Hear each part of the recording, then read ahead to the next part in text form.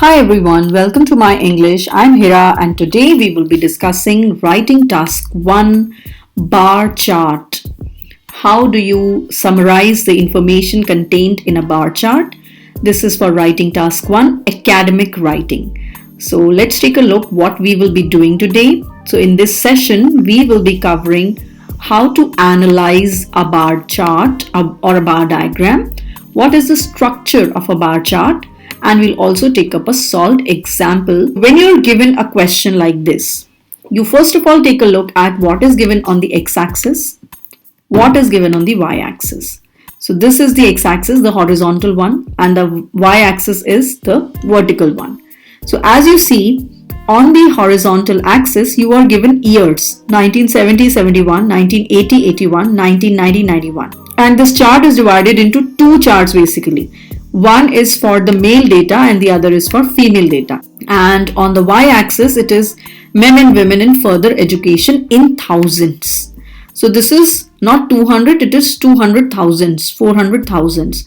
You can also do it like this. So it looks like it is 100,000s, right? So in 1970-71, this is this. Look at the index carefully. What all is shown to you. How are you going to differentiate between this gray part and this black part? So as you see, this gray part is part-time education and black is full-time education. So do you see the difference? That in 1970, 1,000 means 1 million. 1 million males were studying in part-time education in 1970, right? Now, if you compare it with women, it was somewhere around 750. But if you look at it in totality, the women education is increasing steadily.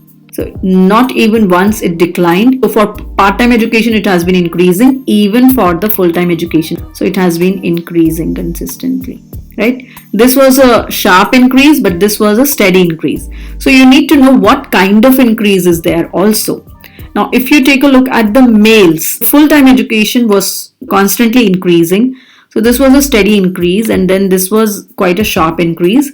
But here there is a fluctuation because in the year 1980, it fell down to, let's say, 850 and then it rose again to 900. So this is fluctuating. Now this is how you look at the diagram, analyze a given question. Now let's take a look at the structure. So the first paragraph, first sentence is going to be the introduction. Introduction is nothing but the paraphrasing of your question. So it consists of one or two sentences where you paraphrase the information given in the question. The second thing you do is you write the general overview, right? So this is usually the second paragraph and here you briefly describe the major trends or the significant features on the chart. If you come back to this, what is the main significant feature that you see? There is a huge drastic difference between part-time and full-time education, right? So this is one striking feature of this bar chart, right? The second thing that you see is the women education is increasing steadily, but the male education is fluctuating for part-time education, right? So remember not to use any statistical information, any number, any figures in the overview statement.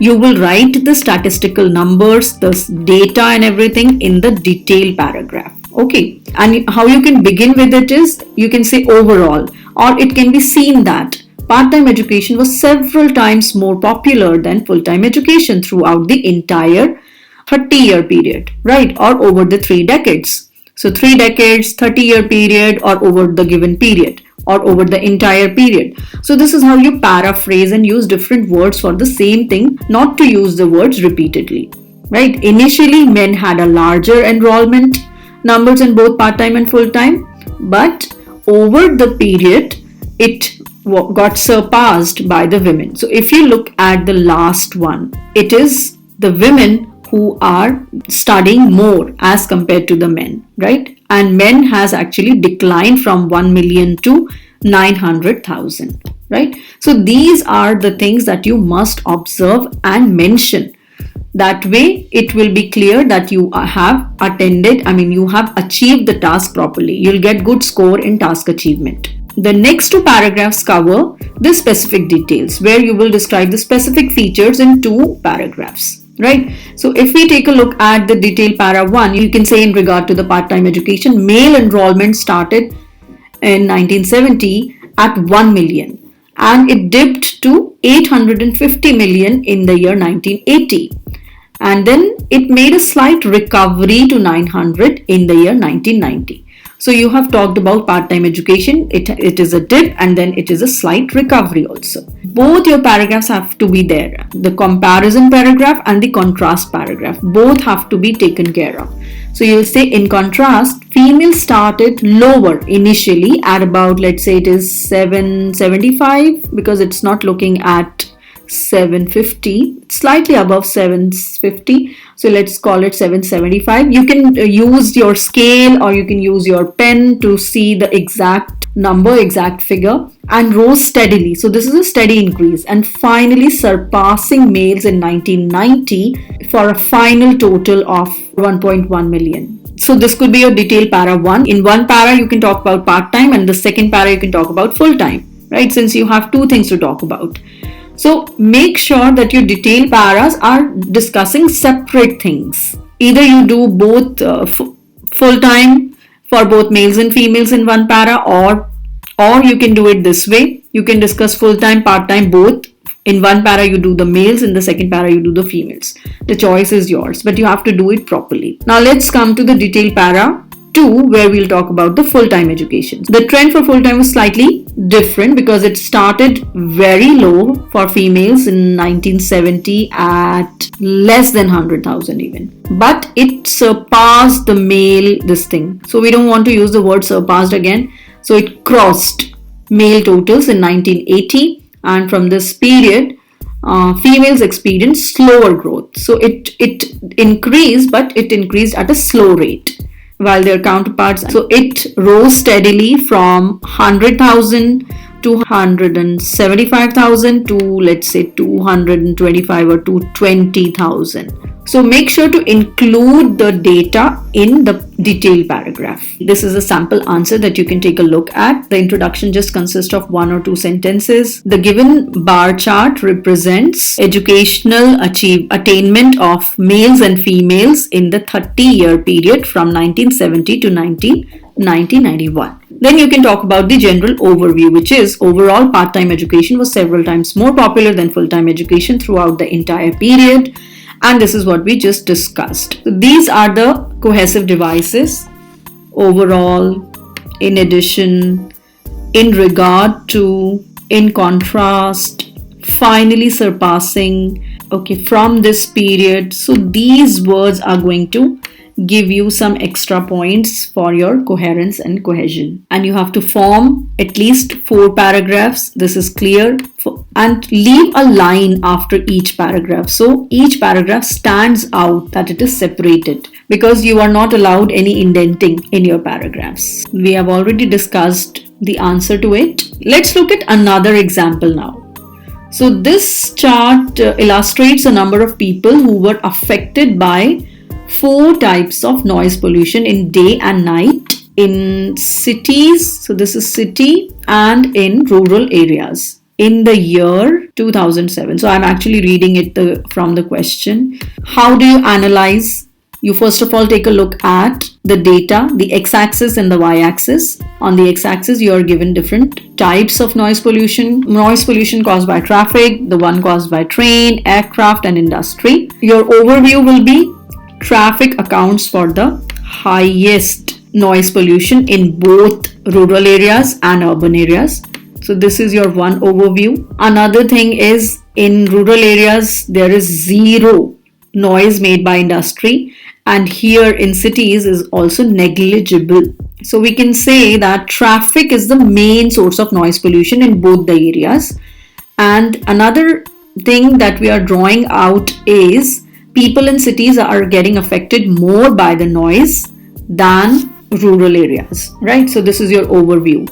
Now para 3. So para 3, you're going to compare the traffic noise day and night in cities, and maybe you can take up traffic in train in first para and aircraft and industry in the second para. Or you can talk about just city in one para or rural areas in the second para. So this is how you paraphrase, you illustrate, you compare number of people, how many people are there, cities, urban, 4 types, 4 sources. This is how you're paraphrasing the question, right? Then you write the overall summary of the paragraph. Overall, or it is clear that okay, people in cities are affected more by noise. Traffic is the main source. Paragraph 3, compare traffic noise and so on. Okay, now let's come to the answer. The bar chart compares how many people in urban and rural areas were affected by noise pollution from 4 sources during daytime and nighttime.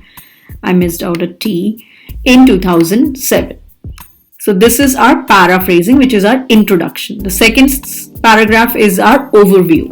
Overall, it is clear that more people in cities experienced all types of noise pollution compared with rural areas. In both the charts, traffic was the main source of noise pollution at all times. Right, now let's come to detailed para 1. Daytime noise from traffic affected 64 million. Now till now we haven't talked about the data. Now we'll start talking about the data. So 64, as it is completely visible, daytime noise was 64 million in cities and 34 million in rural areas. At night, the traffic noise affected 48 million city residents and double the figure. So 48 is double of 24, right? So you can do the maths over here. Noise pollution caused by trains affected slightly more people in cities as compared to the rural areas at 10 million and 8 million respectively. Respectively is a very good linking device that you can use during daytime, and 8 million and 6 million respectively at night. But don't overuse it also. So you've talked about traffic and train in para 1. Now come to para 2.